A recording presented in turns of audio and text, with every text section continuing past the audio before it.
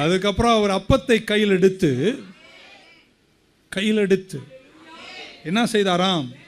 அப்பத்தை ஸ்தோத்திரம் பண்ணி பிட்டார்னா என்ன செய்தார்? உடைச்சார். இப்ப ரெடியா?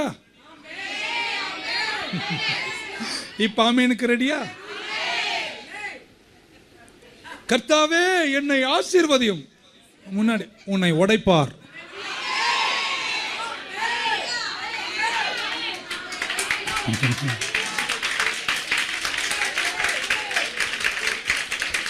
இப்படி முதல் ஸ்டேட்மெண்ட் சொல்ல போறேன். உடையற வரைக்கும் பெருக்கம் கிடையாது. ஆனா என்னைக்கு உடைக்கிறாரோ